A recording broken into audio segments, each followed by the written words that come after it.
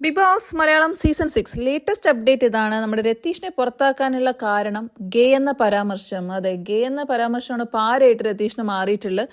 അത് ഭരണഘടനാ വിരുദ്ധമാണ് പോലും. ഒരു ഫാമിലിയായിട്ട് താമസിക്കുന്ന ഒരാളെ ഗേ എന്ന് പരാമർശിക്കരുത് എന്ന് കാണിച്ച ചാനലിനൊരു കംപ്ലൈന്റ് കിട്ടിയിട്ടുണ്ട്. സോ കംപ്ലൈന്റിന്റെ ബേസിസിലാണ് നാളത്തെ എപ്പിസോഡിൽ രതീഷിനെ ഇജക്ട് ചെയ്യാണ്, എവിക്ട് ചെയ്യല്ല. എവിക്ട് എന്ന് പറഞ്ഞാൽ നമുക്ക് വോട്ടിന്റെ ബേസിസിലാവണമല്ലോ. ഇത് അങ്ങനെയല്ല, വോട്ടിന്റെ കുറവുകൊണ്ടല്ല, പുറത്താക്കുകയാണ് ചെയ്യുന്നത്. വേറെ നിവർത്തിയില്ല ചാനലിന്. കാരണം ഒരു കംപ്ലൈന്റ് ആയിട്ട് വരുമ്പോഴത്തേക്കും അതിന് അഗേൻസ്റ്റ് ആയിട്ട് ആക്ഷൻ എടുത്തേ പറ്റൂ.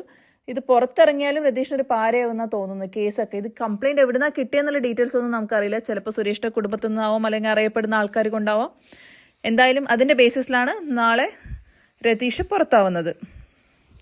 കുറച്ചും കൂടെ ശ്രദ്ധിച്ച് കളിക്കായിരുന്നു രതീഷിന് എന്ന് മാത്രമേ നമുക്ക് ഈ അവസരത്തിൽ പറയാനുള്ളൂ. കാരണം 100 ദിവസം നിൽക്കുന്ന ഏകദേശം ഉറപ്പുള്ള ഒരു കണ്ടസ്റ്റന്റ് ആയിരുന്നു. ചിലപ്പോൾ വിന്നർ ആവാൻ വരെ പ്രാപ്തനായ കണ്ടസ്റ്റന്റ് ആയിരുന്നു രതീഷ്. നമുക്കറിയാം, ലാസ്റ്റ് 1 വീക്ക് മുഴുവൻ രതീഷ് കൊണ്ടുപോയതാണ്. ഇനിയിപ്പോൾ രതീഷിന്റെ ആബ്സെൻസിൽ ഷോ എങ്ങനെ ഉണ്ടാവുമെന്ന് നമുക്ക് കണ്ടന്നെ അറിയണം. ചിലപ്പോൾ തണുത്ത മട്ടാവും, കണ്ടൻ ക്ഷാമം ഒക്കെ ഉണ്ടാവും. നമുക്ക് നോക്കാം കളി എങ്ങനെ പോകുന്നു.